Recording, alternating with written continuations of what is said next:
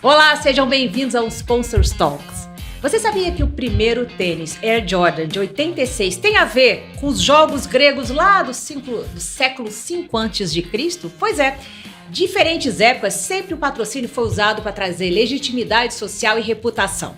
E quem vai falar desse tema hoje é o nosso convidado, Alisson Assunção, consultor e pesquisador de patrocínios, que vem fazendo uma newsletter no LinkedIn bem interessante, falando tanto da importância histórica e social dos patrocínios. Alisson, seja muito bem-vindo aqui, tá com a gente. Muito obrigado, Gabi, muito obrigado pelo convite. Seja bem-vindo. E quem tá aqui do meu lado, como co-host, é o Adalto Gudan, que é presidente da Associação Patrocínio Brasil, e a gente vai agora sabatinar aqui um pouquinho o Alisson. Vamos lá, Alisson?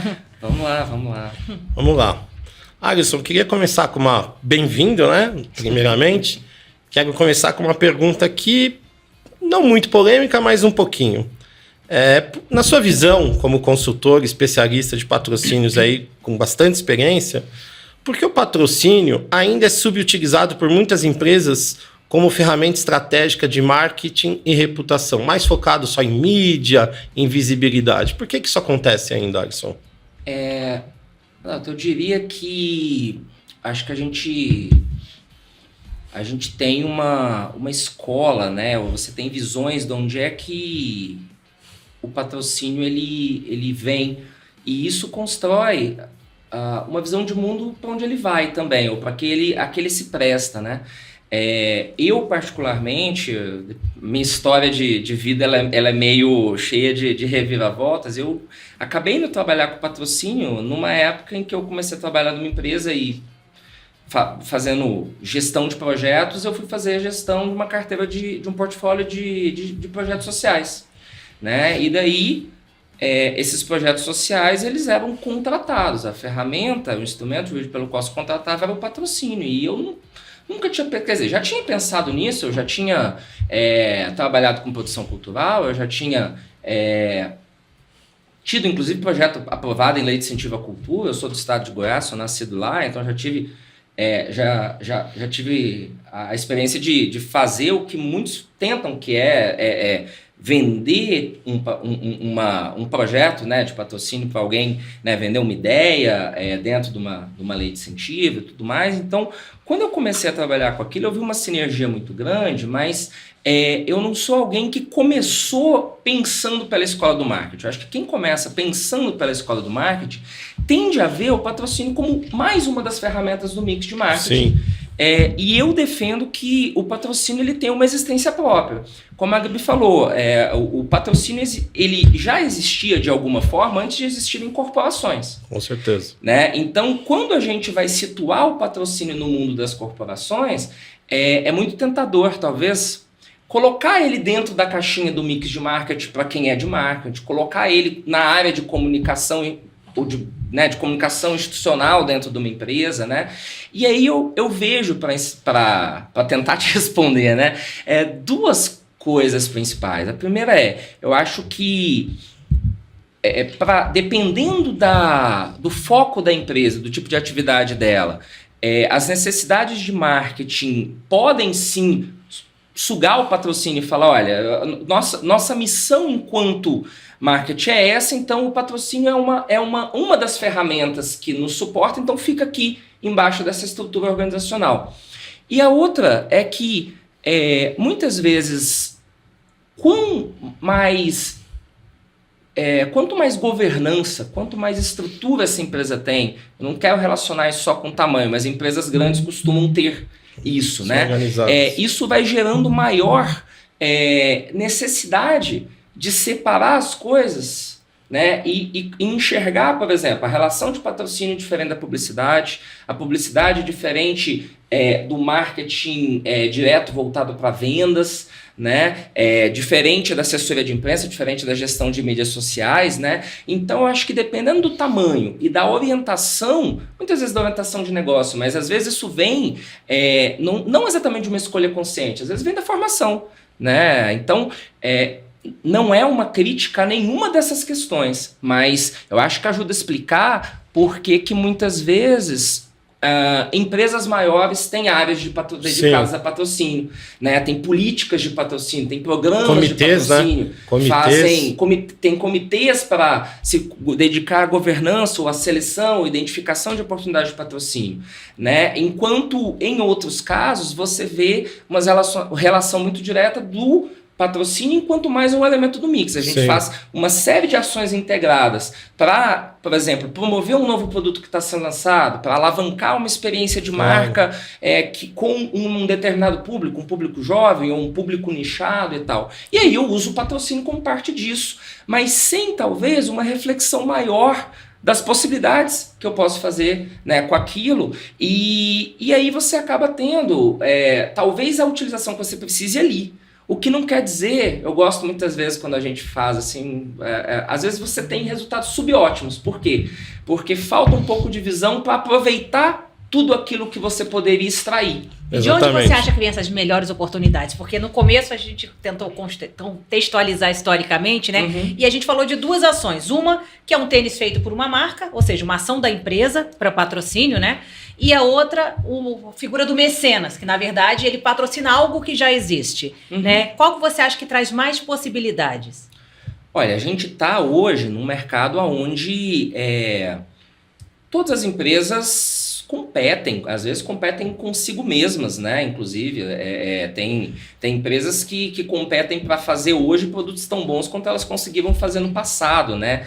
Então, quem dirá todo um ambiente competitivo que essa profusão internacional, global mesmo, que a internet traz, te coloca na posição de comprar um produto do outro lado do mundo, pesquisar, ir na loja, testar o produto, mas na verdade não ter a cor que você quer, você compra em casa, né? Então, nesse cenário, eu acho que o patrocínio ele volta à baila de uma possibilidade de entregar algo que é uma experiência genuína com a marca, né? E essa ideia de uma experiência genuína, autêntica, o patrocínio proporciona ela talvez de uma forma muito única dentro das outras possibilidades que as empresas têm de atuar com comunicação e marketing. Então, mesmo antes de haver empresas, havia pessoas que queriam ao mesmo tempo fomentar coisas que elas acreditavam, né? Quer dizer, esse artista é muito conhecido, eu vou buscar me associar a ele. Isso permite com que eu, enquanto indivíduo, ou o meu grupo, uma família, quando a gente pensa em mecenas, a gente pensa desde do Caio Mecenas, amigo do imperador Augusto na Roma Antiga, até quando se fala de mecenas, pensa muito na família dos Médici, né? na Veneza e tal, que patrocinavam uma série de coisas. O mecenato ali era para arte, era para poesia, era ao artista, era para viabilizar algo que a comunidade queria muito. Até para religião, né? As igrejas tinha foram muito feitas. a ver com os sistemas de relações sociais e como eu queria me posicionar dentro desse espaço, né? Os médicos patrocinavam cientistas, né? Que é o tipo de coisa que hoje você até não se faz muito, se faz de forma institucionalizada por outros canais, mas é interessante você refletir sobre isso.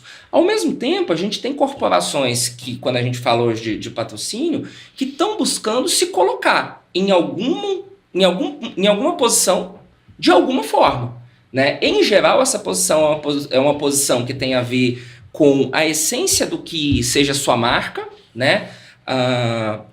Os atributos de marca que ela procura valorizar dentro de um determinado cenário, mas essas coisas tendem a ser mais perenes, né?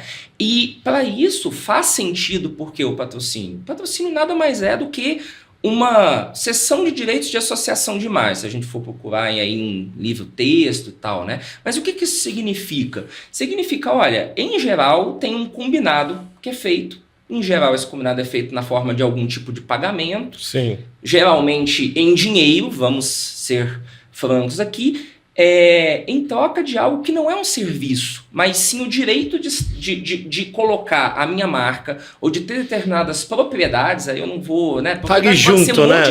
Tá ali junto, né? E se colocar junto, né? E a gente pode discutir, acho que o resto do tempo aqui é pra gente discutir a possibilidade de se colocar junto, né? Direito de pertencer também a algo, isso não é novo.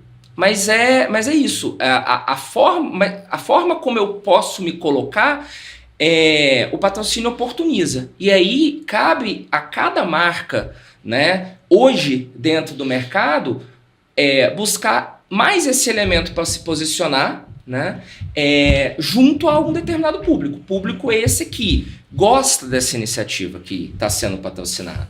Então a gente fala, não tem como falar de patrocínio, principalmente do patrocínio mais institucional, sem falar de vínculo emocional. Sim. Né? Que eu queria te fazer uma pergunta nesse caminho, Alisson. Falando dos projetos hoje e das marcas, quais os critérios que você acha que são essenciais para uma marca patrocinar um projeto? Olha, falei agora um pouco sobre a questão de alinhamento entre a iniciativa que eu quero patrocinar e aquilo que é a essência da marca, o atributo da marca, né?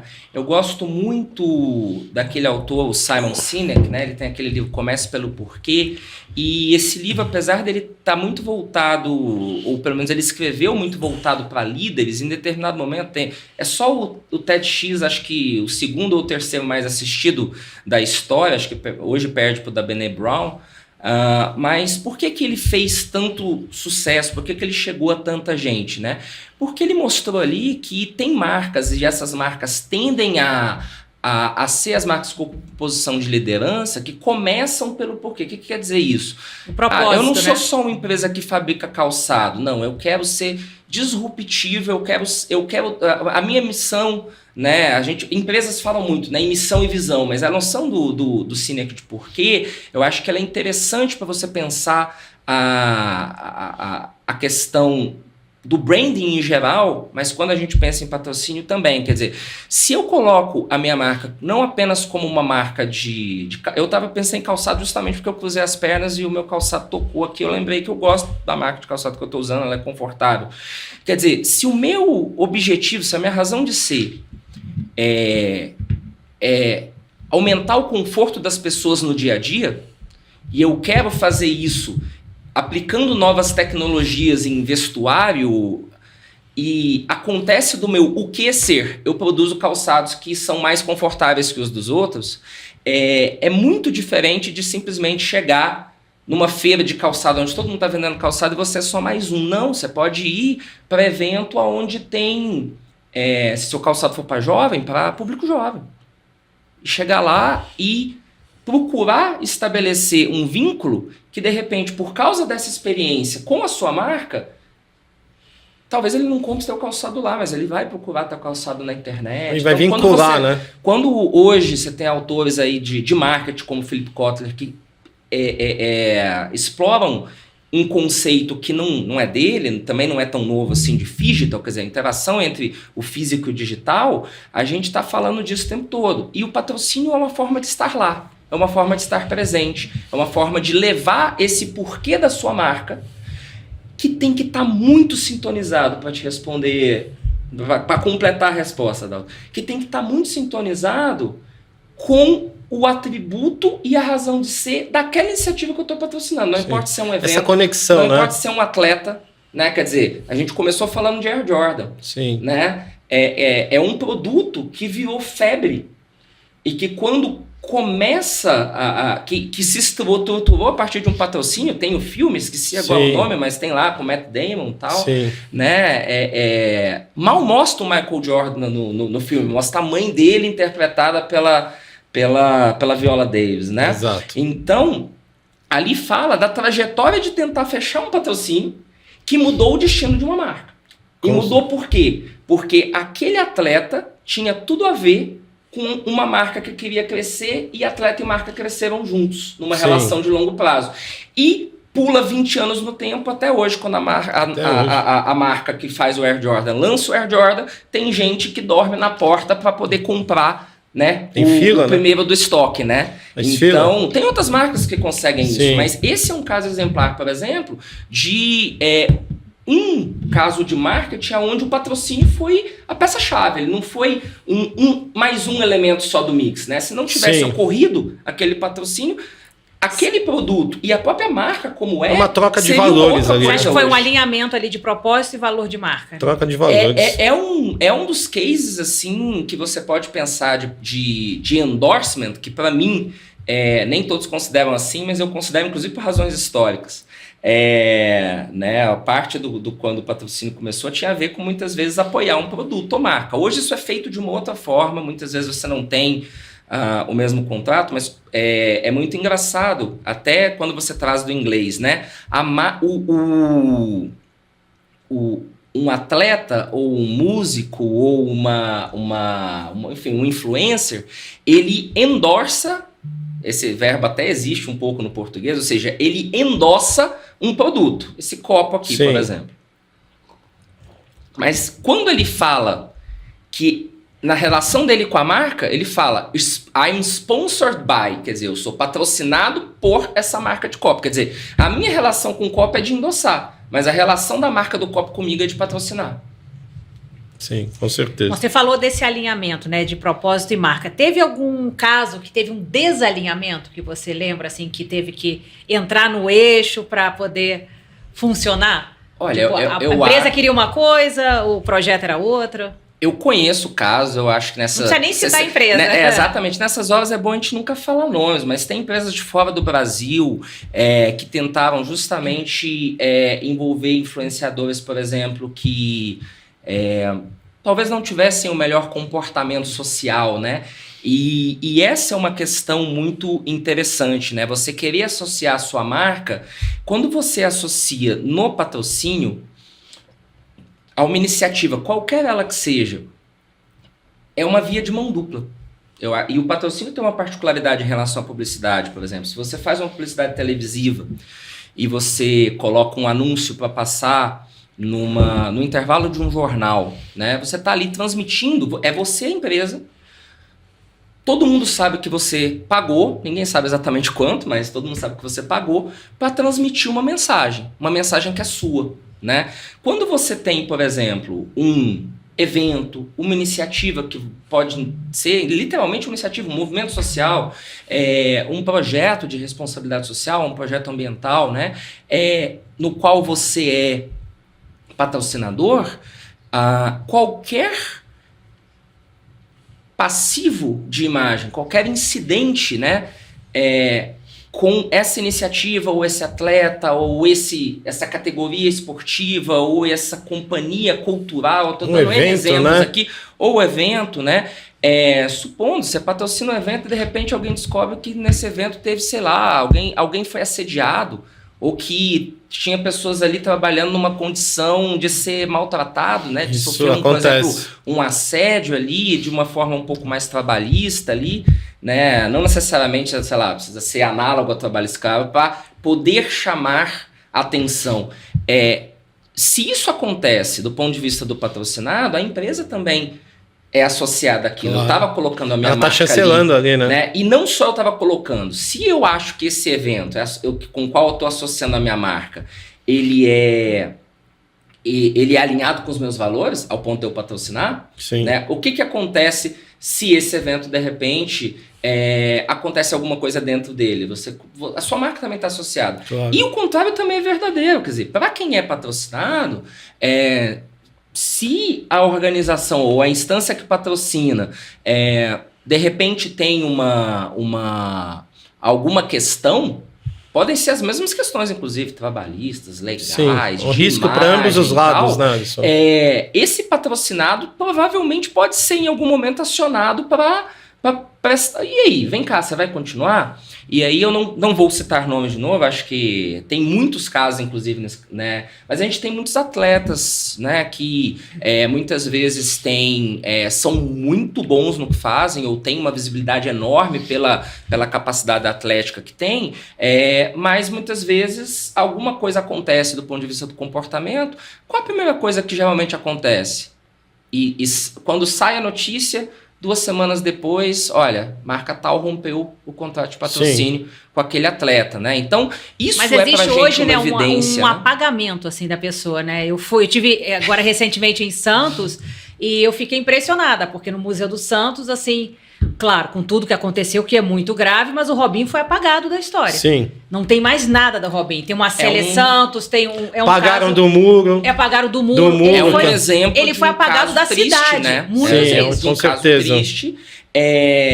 Eu não conheço tanto detalhes do caso, mas assim, o que a gente sabe pela mídia talvez seja um exemplo disso, viu, Gabi? Porque todas as marcas que... E aí você tem, na verdade, uma série de fatores, porque um jogador, quando ele é muito bom e ele é muito visível, ele acaba sendo ele próprio um ativo de imagem. O clube que se associa e que traz esse jogador para trabalhar, né, ali a gente é um trabalho, né, gente? Ele é muitas vezes a marca tá patrocinando por causa daquele atleta, né, que traz uma visibilidade. Provavelmente se leva em conta, e aí o quanto cada time ou em cada país se leva em conta, né? A gente tem muito aí questões culturais também envolvidas.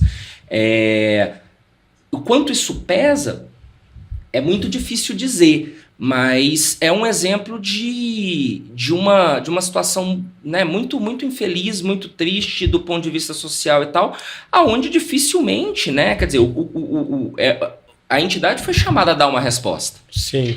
Né, ela precisou... Foi pressionada pelos patrocinadores. E não só pelos patrocinadores, pela sociedade. A sociedade pressionou os patrocinadores. E a patrocinadora... Ela também está relacionada com a sociedade. Então, é um movimento onde, no primeiro momento ali, provavelmente o que deve acontecer é todo mundo se questionar. E aí eu permaneço aqui. Como é que esse clube ou essa empresa ou esse patrocinado vai lidar? E muitas vezes isso é mais importante do que o fato em si, né? O filho dele joga lá, né? O filho dele joga... nem sabia. Tá jogando. Eu queria te perguntar, Alisson, como que a marca... A gente sabe que hoje existe um universo de patrocínios, grandes oportunidades, muito interessantes para as marcas patrocinarem. Só que existem esses riscos, né? A gente está no mundo de internet, que todas as câmeras, tá todo mundo sabendo o que está acontecendo. Como que a marca deve fazer para se prevenir desse tipo de possibilidade quando ela vai patrocinar um grande evento, um grande clube, uma coisa que ela sabe que pode ter um risco, mas também pode ser muito interessante pelo projeto em si, ser um projeto grande, né? Interessante. É engraçado, né? Mas quando eu falei agora há pouco, eu falei, olha, eu acho que um dos motivos pelos quais o patrocínio ele dentro de empresas maiores, ele tende a ser utilizado de uma forma até mais estratégica, também tem a ver com o fato de que, como todo patrocínio é um contrato de associação de imagem, né? Eu tenho que olhar os riscos reputacionais, né? E o time que trabalha, então, com patrocínios não pode negligenciar isso, mas eu não vejo por que uma empresa né, que faz, por exemplo, uma análise... Uma empresa, vamos considerar que uma empresa responsável, uma empresa preocupada, por exemplo, com os impactos da sua cadeia de fornecedores no geral. Né? Por que o meu patrocinado eu vou ter um crivo menor do que o meu fornecedor de produtos, por exemplo, né? O meu fornecedor de produtos, provavelmente, principalmente se eu for uma empresa maior que tem grande quantidade de acionistas, se eu for uma empresa que tem ações em bolsa, então, que eu tenho diversos mecanismos de regulação que eu tenho que prestar conta para a sociedade, né? Se eu sou uma empresa que tem boas práticas de governança e eu quero que isso valorize o meu negócio, se eu valorizo aquilo que hoje se chama de ESG, né? O Environmental, Social and Governance. Exatamente. Né? Riscos relacionados a patrocínio estão, na verdade, nos três aqui. Exato. Se você está com um projeto ambiental, você pode ter uma questão ambiental. Mas, principalmente, o social e a parte de governança. Né? Os riscos de governança, eles vão valer para um patrocínio como para qualquer outra... Quer dizer, essa instituição, ela tem, por exemplo, código de ética, ela tem guias de conduta, ela faz diligenciamento dos próprios fornecedores dela. Quer dizer, quais são as práticas que essa instituição que está pleiteando o patrocínio tem para mostrar, e aí, dependendo do seu nível de complexidade, claro, né? A prática, você tem uma empresa gigante e uma companhia de teatro pequena que vai ser patrocinada, mas não, será que a gente...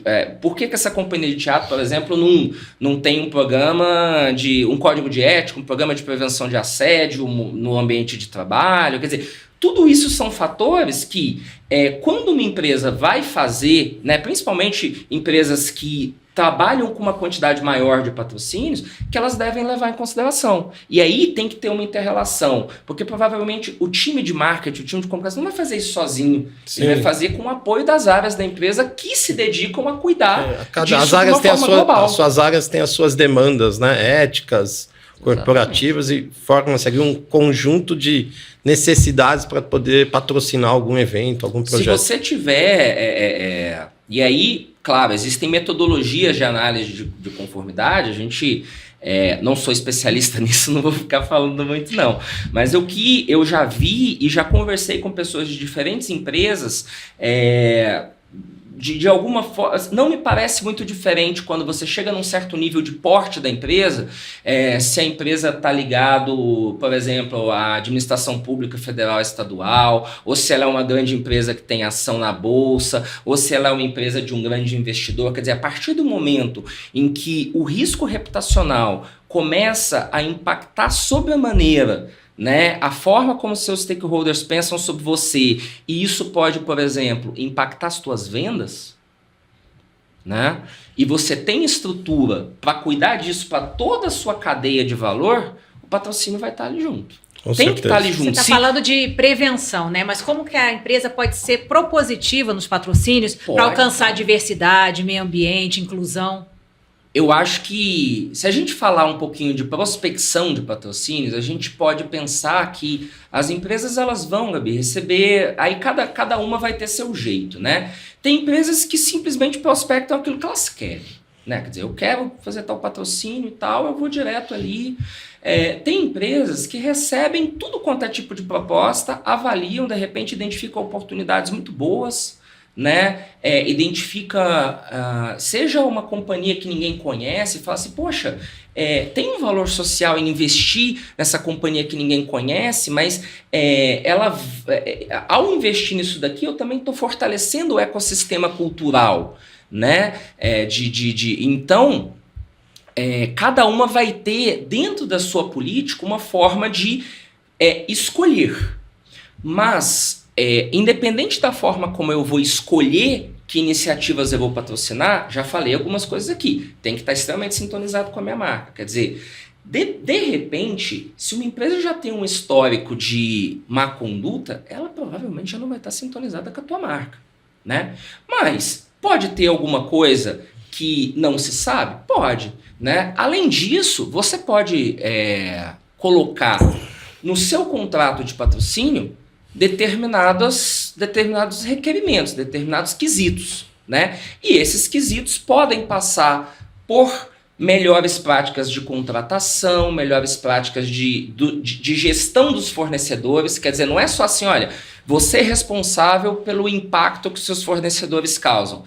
Isso há, sei lá, 20, 30 anos eu acho que seria suficiente. Assim, dizer, olha, eu que estou patrocinando não tem nada a ver com isso, foi meu patrocinado e eu tenho uma cláusula em contrato que resolve isso daqui, que me exime de responsabilidade.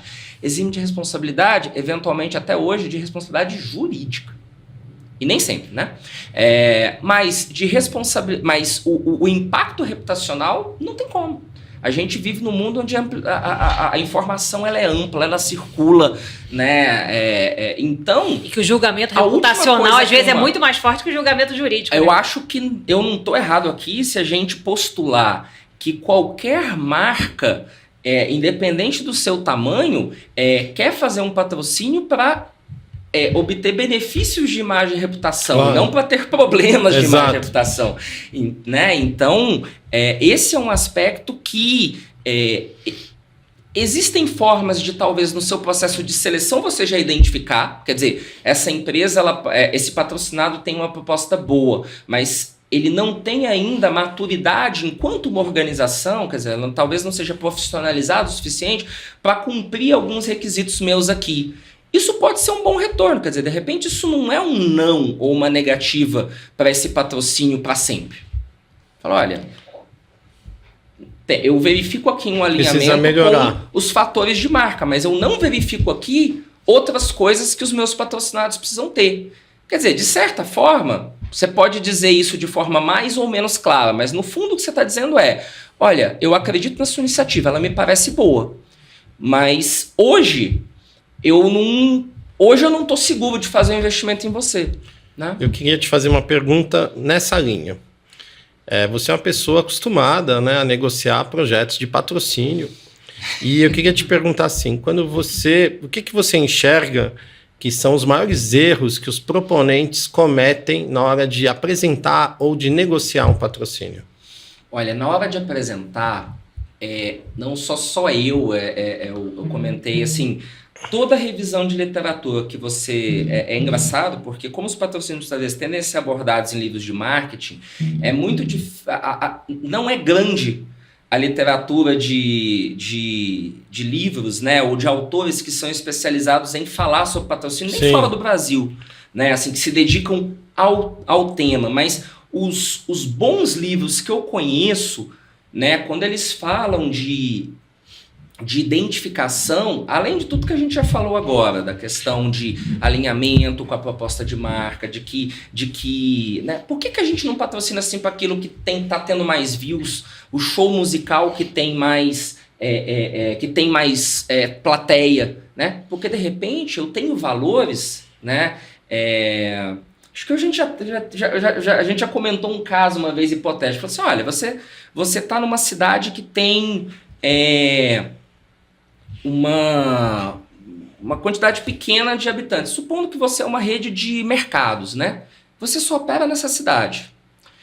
Para você pode ser muito mais importante patrocinar o time que é da sua cidade do que a posição que esse seu time vai ficar no campeonato. Quer dizer, nem sempre o atleta que está vencendo é a melhor, que tem o melhor fit com os meus valores, com aquilo que eu quero passar para o meu stakeholder, para aquele que, no final das contas, é quem vai ver a associação de marca e vai ter esse vínculo emocional. Então, na hora de apresentar a proposta, eu acho que daquilo que eu já vi, li, conheço de casos de não só, né, assim, de empresas que eu já tive contato, da empresa que eu trabalho, né, e tudo mais, mas apresentar a proposta sem apresentar uma proposta de valor para o patrocinador, né? Muitas vezes o patrocinado ele tem uma habilidade enorme e tem mérito, inclusive, não é só discurso, né?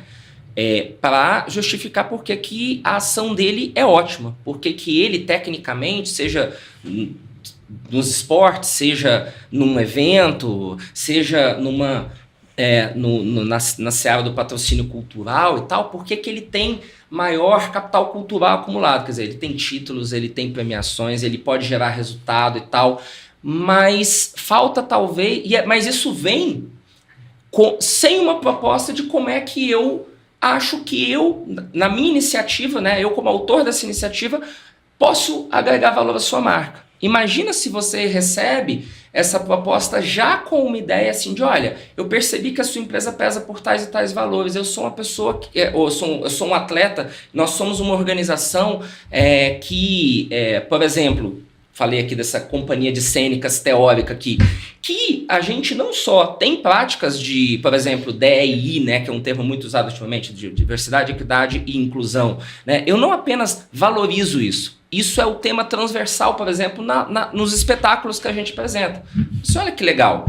Não só isso atende aos meus critérios de compliance que a gente estava falando aqui há 2 minutos atrás, como se ele está mostrando formas com as quais ele pode me entregar em termos de contrapartidas de propriedades dentro desse patrocínio que eu posso, por exemplo, utilizar para ativar minha marca junto ao público aqui.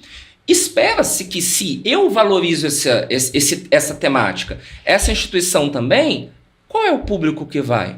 O público que está sintonizado com essa temática aqui. Né? Chances são de que quem vai ver o tour dessa companhia teatral vão ser pessoas que conhecem e vão por saber quem eles são, que valores eles defendem, né? E aí é o que eu chamo do ganha-ganha-ganha. Quer dizer, você na verdade contribui com, até às vezes com a sua ativação de marca ali, com a sua mensagem e tal, que é sinérgica com o valor que essa iniciativa que você patrocina também defende, né? Que vai muito ao encontro de um público que também está interessado nisso. Então você vai contribuir com esse ecossistema todo, que é uma contribuição social relevante por parte da empresa, ao mesmo tempo que sim, você vai ter um benefício de imagem. Se você consegue juntar as três coisas, é ótimo. Né? Agora, como é esse fluxo dentro da empresa, né? Porque, assim, geralmente um patrocínio não é uma decisão de uma única pessoa na empresa, ela tem um fluxo para passar. Explica um pouquinho, desde essa proposição, né? O proponente chega lá, leva o projeto, como é que passa, como a própria pessoa que recebeu o projeto vende isso na empresa. Olha, como é que é e na empresa é muito complicado porque eu acho que assim, cada empresa vai ter o seu sistema. Eu acho que hoje existe uma tendência à profissionalização tanto do lado das empresas quanto do lado dos patrocinados, né? Então ter propostas mais profissionais, mas ao mesmo tempo as empresas trabalhando para atender critérios de conformidade, como a gente já falou, mas também assim, olha, as empresas normalmente, principalmente grandes empresas, têm auditoria interna e têm auditoria externa. Sim. Né? Então, se uma auditoria vai passar pelo teu processo, ela vai querer saber a coerência entre o que você botou, que é a regra, e aquilo que está sendo feito na prática. Né? Você pode definir a regra, mas a verdade é que existem boas práticas, né? Muitas empresas trabalham com sistemas informatizados, por exemplo, para garantir que não seja uma proposta que chegou ali com o interesse de alguém interno da empresa, quer dizer, para você poder mitigar isso. Não é que as pessoas dentro das empresas não possam ter interesse, né? Mas é diferente isso do que você dizer assim, por que eu estou patrocinando isso e não isso? Fala assim, olha, porque isso aqui é mais alinhado à minha marca, porque isso daqui quando foi avaliado, os técnicos primeiro falaram que era uma iniciativa super alinhada com os meus atributos de marca, com a minha razão de ser, com o meu porquê, né, o porquê lá do Simon Sinek, mas o pessoal do ponto de vista do aspecto de conformidade também constata que o risco desse patrocínio que seria baixo, que as questões jurídicas estão todas ok, e aí isso vai ser levado a alguma instância decisória. Cada empresa também vai definir qual é a sua instância decisória, mas é desejável que tenha um certo nível de responsabilização, porque quem faz isso dentro da empresa acaba se responsabilizando. É um ato de gestão você falar assim, olha, pode contratar. Né? Então é interessante que também as pessoas que trabalham diretamente ali, por exemplo, quem fez a análise do projeto não tem a última palavra sobre se isso aqui vai ser contratado ou não. Por quê? Porque aí não é uma decisão só dela. Quanto mais compartilhada é a decisão, mais gente olhou, né? Quão maior foi o número de olhos que passou a mão os olhos e as mãos ali pela proposta e leu e falou e chegou e falou, não, beleza, ok. Essa análise que vocês fizeram parece coerente, o pessoal aqui do compliance falou que tá bom, né? E vamos fazer. E eu acho uma coisa também, e aí é boa prática, isso está na literatura, mas está pela minha experiência também. Eu acho que grandes empresas, mas também pequenas empresas deveriam pensar em adotar isso, assim, o nível de responsabilização ser tão maior quanto é o valor do patrocínio, por uma questão de custo-benefício, mas também, não só quando eu falo custo-benefício, não é assim, o patrocínio está barato ou caro frente ao que ele oferece. É uma questão de toda essa mecânica dentro da empresa, né, ela leva tempo e ela gera determinados custos internos, ela gera custos de execução. Então, se eu tenho um patrocínio de 50 mil reais, será a pena aplicar a mesma instância de aprovação de um patrocínio de 50 milhões de reais? Né? Quer dizer, essa daqui, o nível de energia e literalmente de recurso financeiro que a empresa está colocando é menor. De repente vamos pensar, a empresa é uma empresa de Tem que tomar cuidado com falar o setor, porque tem setores, eu vou falar aqui papel e celulose e pronto, falei. Aí tem 3 grandes empresas de papel e celulose no país, a gente não precisa falar o nome de nenhuma delas, mas enfim. E essa empresa então vai e fala, olha, isso aqui é super alinhado e tal, mas isso aqui pode ser decidido dentro da própria área de marketing. Né? Isso aqui pode ser decidido dentro da própria área de marketing. Não, olha, nós queremos fazer aqui, de repente, uma associação com o principal festival do estado onde eu tenho operações. Então, esse festival, um dos estados onde eu opero, esse festival vai passar. Né? E quanto é o festival? Não sei, poxa, se eu quiser ser o patrocinador único, são 10 milhões. Se eu quiser ser o maior patrocinador... Depois a gente fala dessas coisas de cota, né? A hierarquia de propriedades do patrocínio, mas eu posso ser o maior patrocinador, mas não ser o único por 5. Aí, de repente, primeiro que todo mundo cresce o olho. Segundo que você fala, poxa, eu vou colocar um valor alto, né? Quem é que vai aprovar isso daqui? Então é importante que isso esteja escrito, né? Para que todo mundo fique confortável com o nível de aprovação. Para quando chegar um patrocínio mais robusto, num diretor que ficou designado por essa aprovação, ou de repente até, sei lá, o conselho, o presidente da empresa, dependendo do que for, né? Todo mundo esteja confortável de saber que aquele ali é sua responsabilidade, mas que existem outros níveis de responsabilização ali dentro, né? Alisson, a gente está na terceira parte já, né? Chegando nos últimos 20, 25 minutos. Isso quer dizer que a gente agora vai mudar, a gente vai fazer algumas perguntas mais incisivas, assim, mas... E aí a gente muda... a gente ferro, é isso? Não, nem tanto. E a gente coloca aqui o nosso personagem, né? Que é o Lando Calrissian, do Star Wars, na segunda feição dele aqui, que já são as perguntas mais... Um pouquinho mais desconfiadas. Mais desconfiadas. Falou segunda, tem uma outra ainda.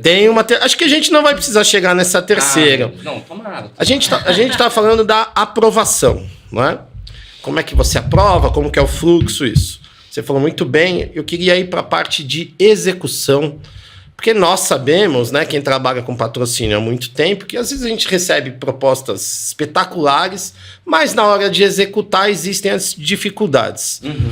O que é essencial para garantir que o patrocínio seja bem executado e que as contrapartidas sejam cumpridas?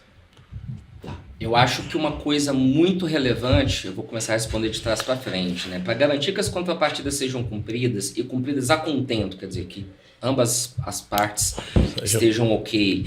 É importante no momento que você estiver transformando o que é uma proposta de patrocínio num instrumento jurídico, num contrato, para a gente não falar papo chato demais, né, de contratação e tudo mais, mas que na hora de você desenhar isso daí, a coisa tem que ficar muito bem refletida e às vezes tem coisas que eu já vi acontecer e já passei por experiências assim, aonde a empresa identifica propriedades no patrocínio que nem o patrocinado, ou nem esse proponente sabe que tem, ou que estava entregando.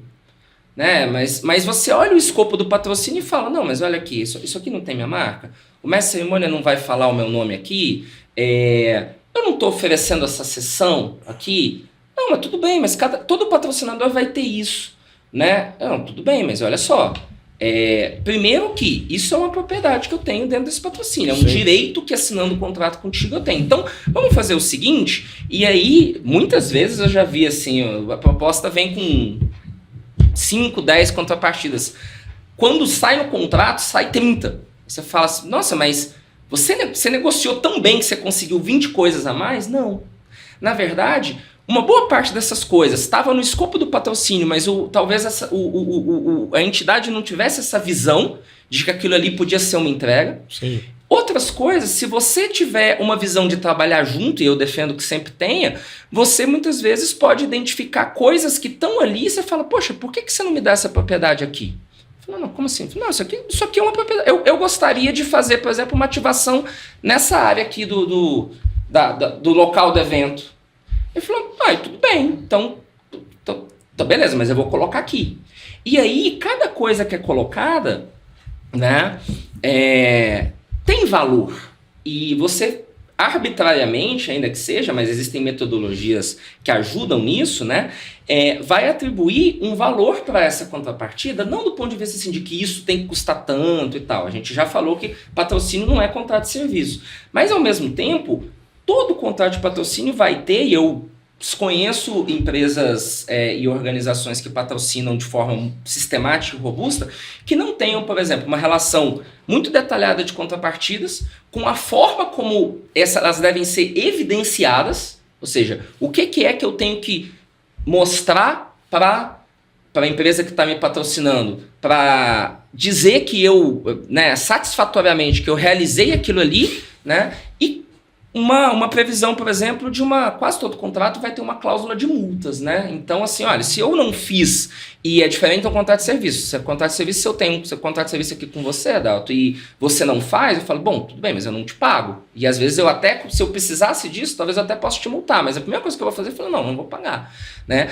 No patrocínio, muitas vezes, assim, o evento aconteceu, né? Assim, não faz sentido não honrar o compromisso. Sim. Mas olha, porque você faltou com esse item aqui, então uma multa será aplicada, né? E eu acho que muitas vezes essa multa, eu tenho uma colega que trabalha na área também, ela fala, eu acho que muitas vezes a multa tem caráter educativo mais do que qualquer coisa. Ela não é para tirar o fluxo de caixa do cara, acabar com ele. Não.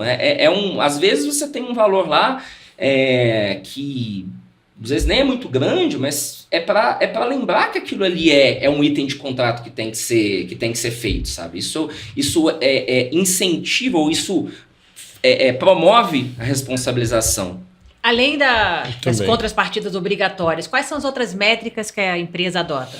Então, a execução das contrapartidas por si só, quer dizer, ela é por si só ela é uma meta, porque se você não tiver aquilo ali, supõe-se que você não está alcançando os objetivos, mas ela é trivial, né? Porque ela vai dizer o quê? Olha, tudo que foi cumprido em contrato foi feito, né?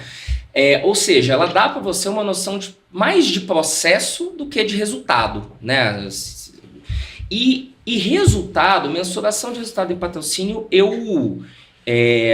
para falar bem sobre, tanto eu acho que eu teria que me preparar mais, quanto a gente reservar, de repente, um outro dia, porque é a parte que muitas vezes as pessoas que têm discussões mais acaloradas, mesmo dentro da academia, né? Existem diferentes metodologias para buscar retorno de patrocínio e...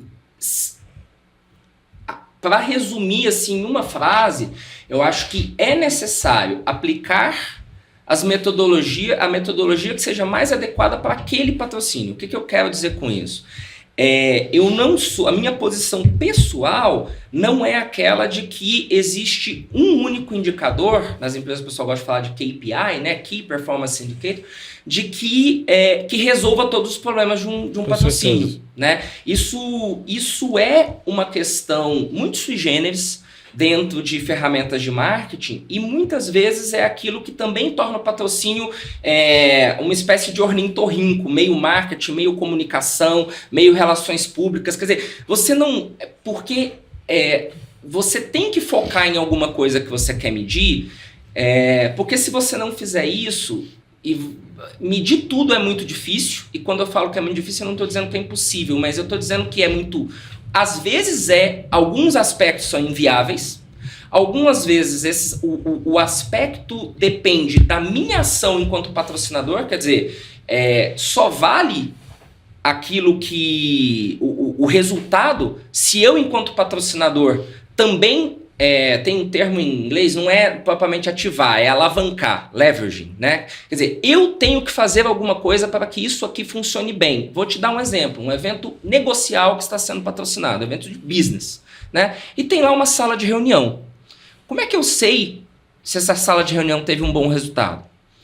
Eu posso pegar a metodologia de ROI do Jack Phillips, que é uma metodologia super complexa, mas ao mesmo tempo muito difícil de chegar ao resultado final. Ela tem 5 passos, ela demanda que você faça pesquisas antes e depois, né? Então, assim, é possível, mas é difícil. Num caso de, por exemplo, eu tenho uma propriedade, para valer só ela, sala de reunião. Se o time de vendas, de marketing, ou o time técnico, por exemplo, utilizou essa sala para fazer discussões técnicas, para encaminhar o que o pessoal chama de geração de leads, quer dizer, eu não vou assinar contrato, eu não vou vender uma coisa diretamente ali, mas eu começo uma conversa, eu faço um contato e aquilo pode me gerar um negócio futuro, né? Sugere-se até que avalie-se no retorno do patrocínio se aquele negócio foi fechado ou não e botar na conta do valor do patrocínio. Eu acho um pouco demais porque existem outras formas de vender. Você começou um contato ali, né? Hoje a gente vai na loja para comprar e depois compra pela internet, então assim, às vezes a gente tem que ser um pouco realista. Mas eu usei essa sala em prol dos objetivos da minha empresa nesse patrocínio durante todo o evento. Supondo o evento era 3 dias, quer dizer, de 8 às 18 a sala estava lá e tinha gente fazendo negócio e tal. Ou um cenário onde no mesmo evento eu pagando a mesma coisa por essa propriedade ou pelo patrocínio como um todo e essa sala fica completamente vazia, ninguém usa, né? Isso dependia fundamentalmente da empresa, da organização, né, fazer essa utilização. Então,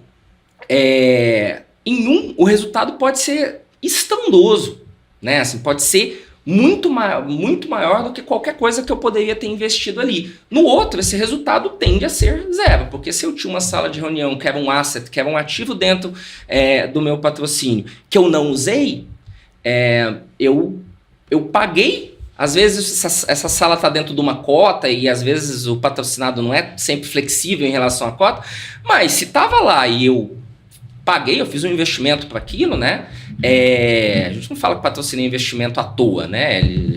No fundo, lá na contabilidade, ele vai entrar com despesa, mas assim, aqui eu estou dizendo que eu estou investindo, por quê? Porque eu espero ter retorno, né? E para ter retorno, muitas vezes eu também preciso procurar engajar. Pode ser um evento de negócios, assim, de hard business para discutir questões técnicas ou fechar negócios mesmo, ou pode ser uma área de ativação que eu quero promover contato com a minha marca, né?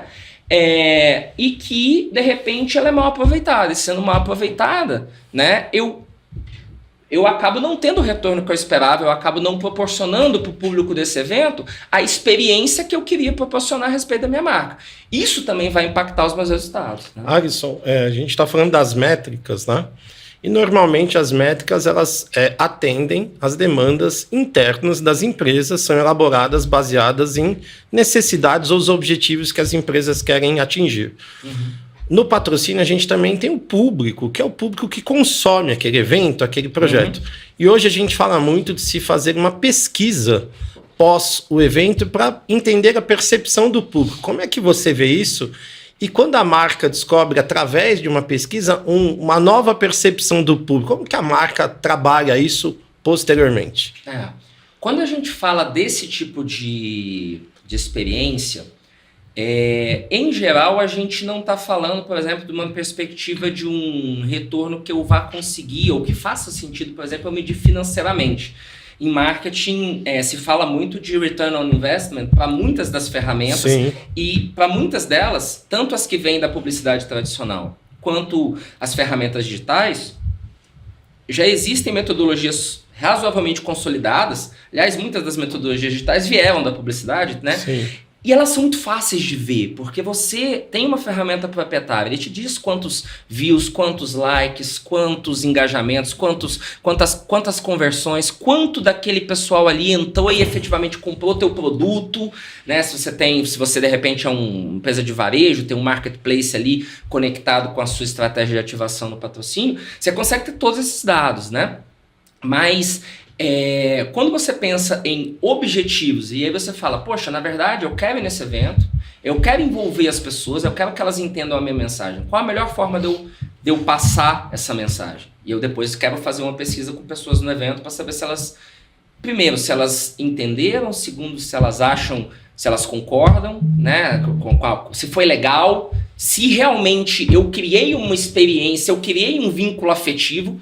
Se eu promovi um vínculo afetivo, né? Quer dizer, você vai direcionar suas perguntas, de repente você vai direcionar suas perguntas menos para se eles entenderam a tua mensagem. Quer dizer, Você queria lá falar sobre um elemento do teu plano de negócio, ou do seu novo produto e tal, e você vai inclusive ter um gerente, um executivo seu palestrando sobre isso lá, e de repente as pessoas você quer saber, poxa, será que isso foi eficaz, né? Sim. Mas eu também tenho, de repente, um stand nesse mesmo evento onde eu estou mostrando também, de uma forma às vezes mais lúdica, de uma forma um pouco mais didática, ou promovendo uma experiência de marca, aonde a pessoa vai ter uma noção, mas eu não vou ficar enchendo ela de dados técnicos, né, sobre aquele produto, por exemplo, que eu quero lançar.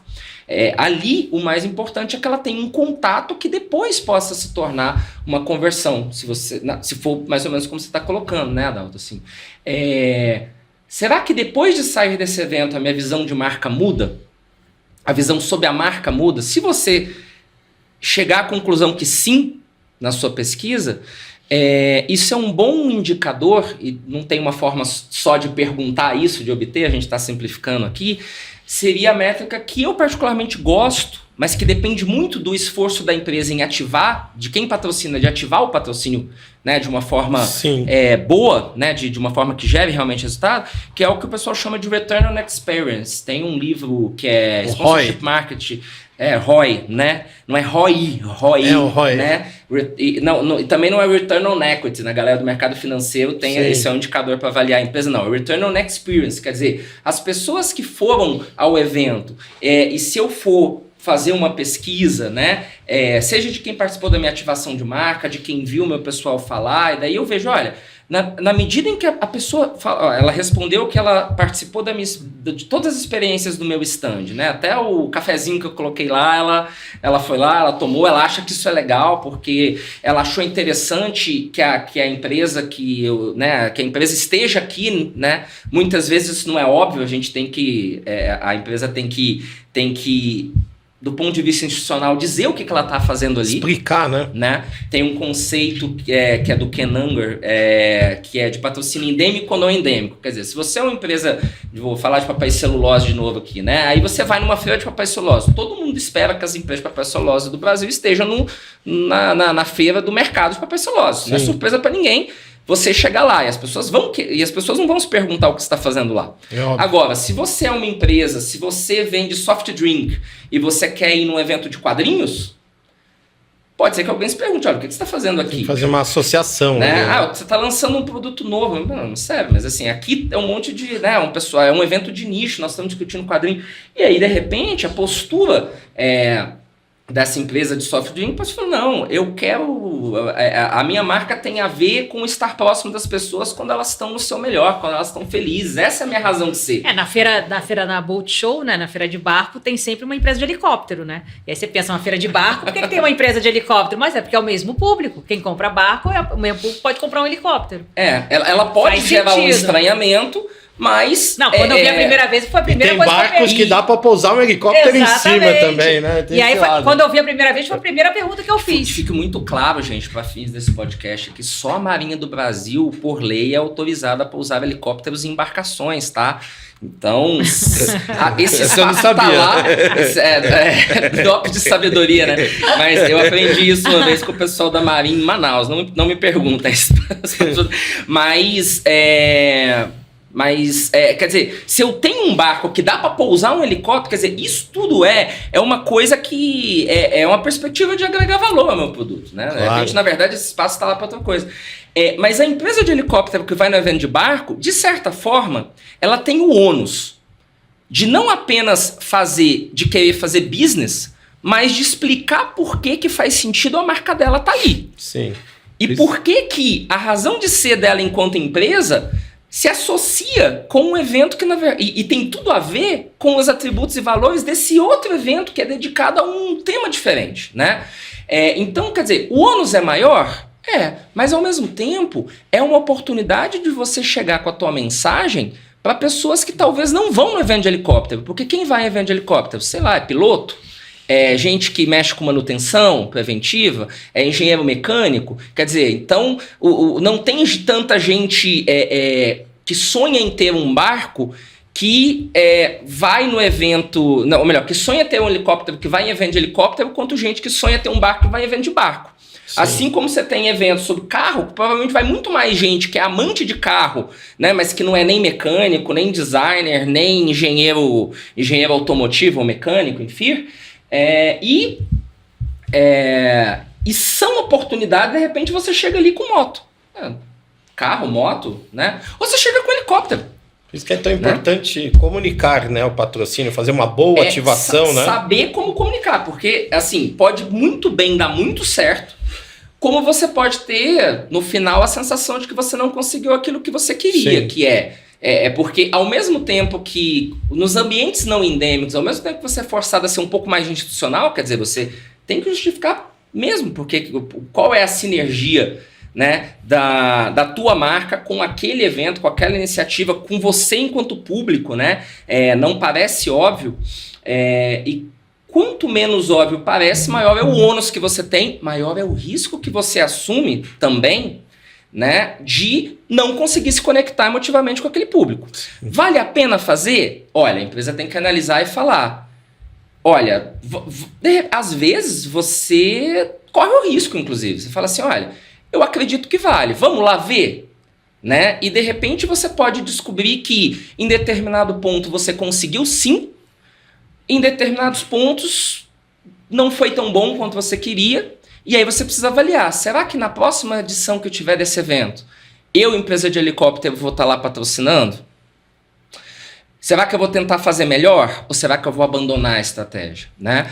Eu sempre penso o patrocínio como uma relação de associação entre uma empresa e uma iniciativa, né, por meio da associação, da ligação entre as marcas, mas com foco no longo prazo. São raros os exemplos ou as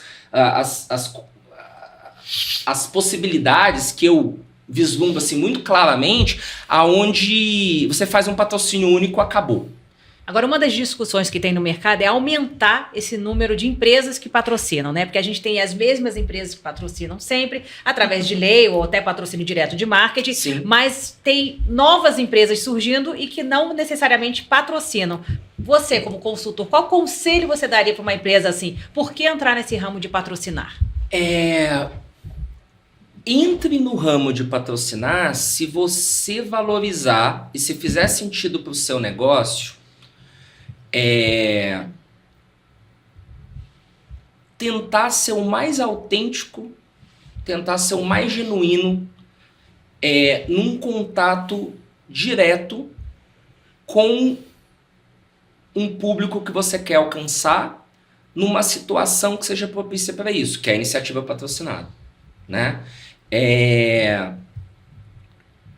uma frase não tão curta, mas que acho que ela diz um pouco mais, assim, porque pode ser que tenham empresas, por exemplo, do segmento, empresas B2B, né?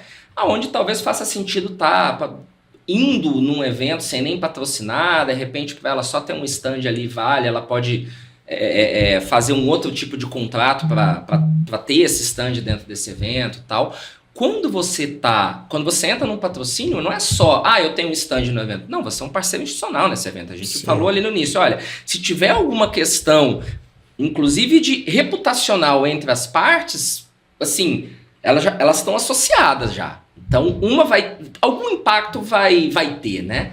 Então, isso é uma questão, mas principalmente buscar, quer dizer, se você quiser buscar locais aonde você acha que vale a pena para o seu negócio estabelecer conexões. Muitas vezes essas conexões são muito mais emocionais que racionais. Na publicidade, a gente sabe muito bem que se convence, antes de começar a argumentar sobre os aspectos do produto, você já tem que ter convencido pela emoção, né? Depois a razão começa a fazer algum papel decisório ali, mas a vontade, né, o desejo ali tem muito a ver com a emoção. Então, sintonizar com uma marca pode ter a ver com isso, pode ter a ver com uma percepção de que para poder conquistar para poder cativar um público, né, é importante que eles associem a tua marca a alguma coisa que faz muito sentido para eles, que é muito relevante para eles, né? Quando a gente pensa no Brasil hoje, você deu um exemplo de patrocínio esportivo, mas tem vários exemplos de patrocínio assim, esportivo que, assim, se você quer um grande mercado, o brasileiro é louco pro futebol. Então, quando uma grande empresa topa patrocinar, por exemplo, um clube, né? Nossa, imagina essa empresa mudando de clube por qualquer motivo que seja, né? Seja até por uma percepção de resultado ruim, fala, cara, não, eu quero patrocinar um outro clube agora, né? Mas uma coisa mudou de técnico. O técnico saiu aqui do time A, foi pro time B, traidor, o atacante saiu do time A, foi pro time B, traidor. Quer dizer, patrocinador se também. você é percebido dessa forma, isso significa que a conexão emocional que você estabelece ali é muito grande. Muito forte. E a gente aqui falou de um exemplo onde, em geral, você consegue gerar uma conexão emocional tão forte que até entrar é um caso de análise de risco, porque se você pensa que você pode entrar e que pode ser que em 1 ano, 2 anos você vai sair, no momento em que você sair, você tem que pensar muito bem essa sua saída. Então, você tem que fazer um planejamento de saída, né? Exatamente. Alisson, eu queria te fazer uma última pergunta aqui antes das suas considerações finais, parecida com essa última pergunta, mas falando dos proponentes, né? Qual o maior segredo ou habilidade que um proponente tem que ter para conquistar e manter um patrocinador? A gente também é defensor do patrocínio de longo prazo, né? Sim. É um patrocinador de forma consistente.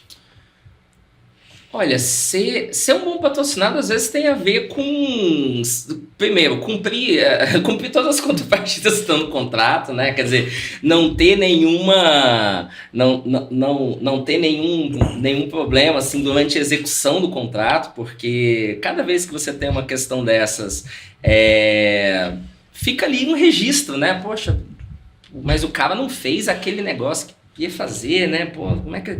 Mas nós vamos continuar mesmo assim, e às vezes é difícil numa situação dessas você justificar, às vezes o time que está ali, técnico, que acredita naquela associação, naquele patrocínio, mas vai discutir com um superior lá e vai ter que justificar, falar, olha, por que mesmo não tendo sido ideal na última edição, a gente deve continuar aqui? Por que a gente quer sustentar isso, né? Isso tem que ser embasado, então, por outras questões, né? Então, quais seriam elas? Primeiro, que se continue mantendo essa sinergia, né, entre os atributos da marca e os atributos do evento, os valores da marca e os valores do evento. Quer dizer, se algum disso parar de fazer sentido, pode ser que essa parceria chegue ao fim às vezes assim, de uma forma melancólica, como um relacionamento chegar ao fim e falar assim, poxa, a gente não brigou, mas parece que não tem mais a ver, né? Assim, isso pode acontecer, existem casos, né? Mas grande parte das vezes as parcerias que dão muito certo tem a ver com a capacidade do patrocinado de enxergar aquilo que é valor para a empresa. A gente falou aqui de casos onde muitas vezes você tem oportunidades muito boas, que justificam muito bem e que são excelentes no que fazem, mas tem dificuldade de entregar uma proposta de valor. Eu acho que esse é um ponto, ou esse é o principal ponto nesse sentido. Quer dizer, se você não entregar, ou se você talvez não tiver uma disposição para colaborar e entender que, a partir do momento que você fecha uma parceria, esse parceiro, ele também colabora com a tua iniciativa. Né? Quer dizer, não é só você entregar as aplicações de marca, o espaço de ativação, ou o espaço montado, ou a experiência X, ou abrir espaço, de repente, para mostrar alguma coisa dentro da programação do evento, ou qualquer coisa pirada que você puder pensar, assim, né? De disruptiva e tudo mais, porque você possa oferecer propriedades exclusivas. Patrocinador adora propriedade exclusiva, porque permite que ele se destaque entre os outros patrocinadores, né? quando você tem eventos de negócio onde não tem muito como você aplicar uma cláusula que eu acho que é muito importante, a gente não falou disso, mas assim, todos os autores concordam e eu concordo pela minha experiência, ter a exclusividade dentro do segmento, num determinado patrocínio, seja ele cultural, esportivo e tal, é quase que uma geral de concordância. Quer dizer, ter 2 patrocinadores do mesmo competidores, concorrentes, né, do mesmo segmento de mercado, nenhum dos 2 vai gostar, no final das contas, vão ficar competindo ali no meio. Então, quer dizer, o patrocínio não é muito para isso. Essas disputas podem ser travadas em outros campos do marketing, né, e são... Muito mais o que acontece olha, a empresa tal patrocina a orquestra X, poxa, a outra empresa de repente vai resolver patrocinar a orquestra Y. Ela quer também ter um ativo ligado com valores de ESG, de incentivo à cultura e tudo mais, e ali existe uma disputa simbólica, mas não dentro da mesma iniciativa. A exceção disso, talvez sejam os eventos de negócio, esses onde você é endêmico. Todo mundo vai estar lá, e aí...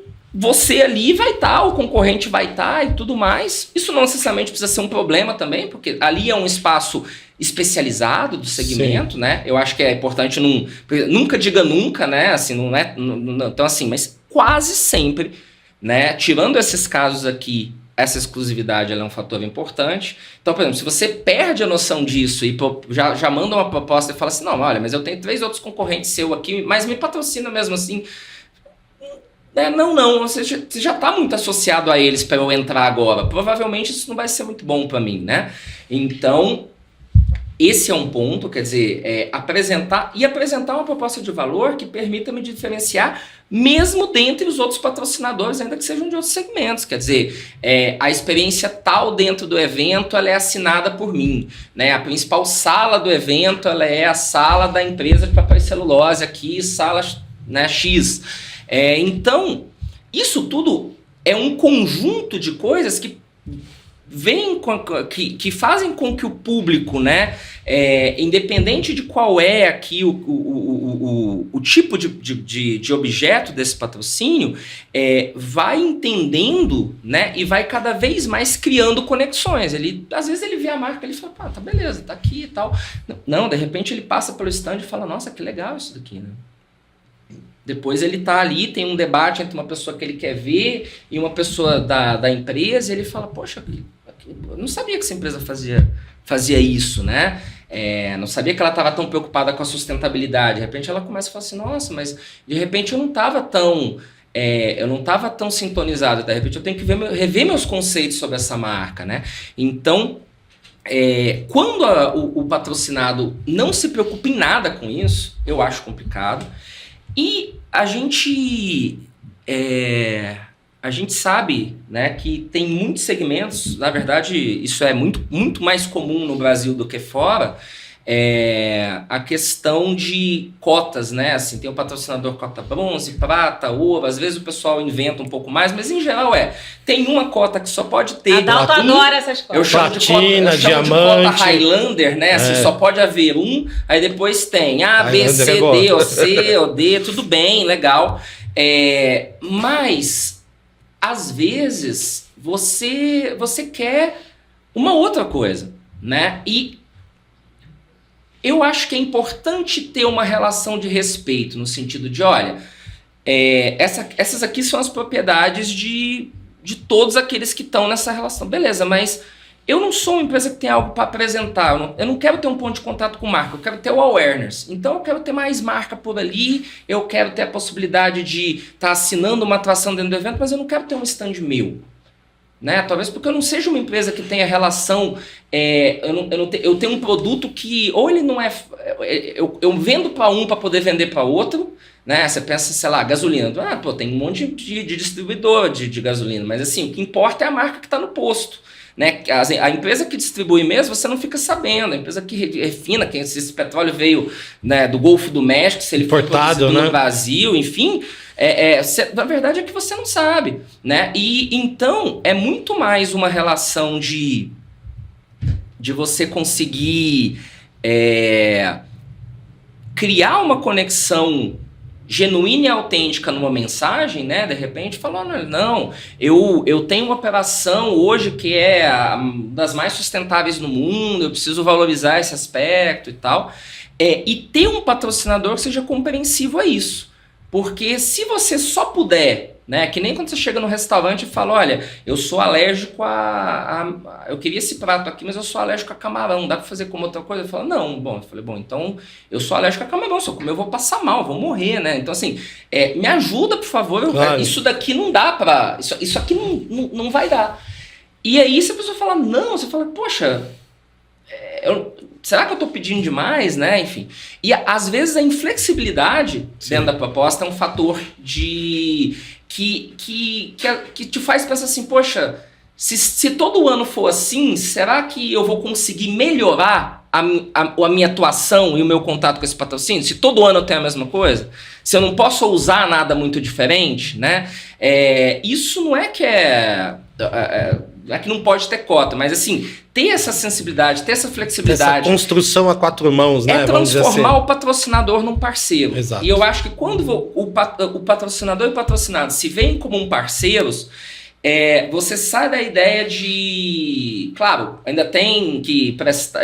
Um ainda paga o outro ainda mostra que realizou as contrapartidas, mas naquele momento ali estão os dois engajados em promover a melhor experiência possível para um público que é o público do evento. Com certeza. Que os dois reconhecem como sinérgicos, porque senão um não estava promovendo e o outro não estava querendo se associar. Muito bem. Bom, para fechar, vamos tentar definir o que é patrocínio para você em uma frase ou palavra, que você achar mais fácil.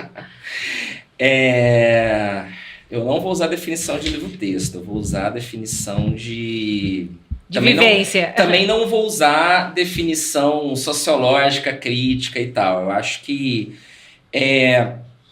patrocínio é uma relação entre alguém que quer fomentar uma iniciativa de um terceiro, que precisa de meios para viabilizar e os dois se juntam para fazer isso acontecer. Um faz e o outro dá meios para fazer. E isso acontece numa condição aonde um tem uma certa responsabilidade por dar ao outro meios de se promover, de promover a sua imagem e reputação. Se você quiser, e aí você vai olhar no livro-texto, ou na legislação, ou no que por exemplo, tem normativa, define para o governo brasileiro o que é patrocínio. É uma cessão de direitos de associação de marca. É a mesma coisa que a gente falou aqui. Mas quando você fala, cessão, quer dizer, um teve que ceder para o outro. Não, assim, vamos simplificar. Eu acho que você é uma empresa bacana para me ajudar a conseguir botar a minha iniciativa de pé. E eu realmente preciso desse recurso. Eu faço uma iniciativa que é bacana e, na medida em que você se associar a mim aqui, eu quero promover a sua marca dentro aqui do que eu estou fazendo. E eu acho que vai ser bom para os dois, porque quando a gente chegar lá, eu vou conseguir alcançar o meu objetivo e você vai conseguir alcançar seu objetivo, né? Então, assim, ao mesmo tempo que é uma relação, e ninguém está escondendo isso em nenhum momento, comercial, mesmo em patrocínios que a gente até falou pouco aqui, responsabilidade social corporativa, cidadania corporativa, né, e tudo mais, aonde muitas vezes o retorno que se tem, até enquanto resultado, é um retorno que é muito mais para a sociedade, né? É muito mais ter a ver com, muitas vezes, para a marca, menos visibilidade de marca, é muito mais capital social, licença social para operar, é um termo que se usa muito. Posicionamento também dela social, né? Se conseguir se colocar como uma empresa preocupada com as demandas, né, ou da sociedade de uma maneira geral, ou de uma comunidade que às vezes está ali perto de onde ela opera e tudo mais, né, ainda assim é uma relação comercial, mas é muito claro como ambas partes estão de formas diferentes, né, e com alguns objetivos distintos, mas tentando promover algo que é comum, né, para um grupo de pessoas, para um segmento, para um público, para uma comunidade, para uma audiência, para espectadores, né? Aí o nome só muda o nome dependendo do meio do canal, né, da forma como você enquadrar. Mas é isso. No fundo, nada disso que a gente conversou adianta se o público final não tiver satisfeito, né? Assim, todo mundo gostou da ativação da marca tal lá no evento, mas o evento mesmo não foi um evento tão legal. Poxa, então de repente eu podia ter feito eu mesmo, né? Enfim, então, e aí existem outras formas de se fazer, né? Existe forma. Você pode ir pro shopping e mostrar o teu produto, você pode fazer o seu próprio evento e mostrar o teu produto.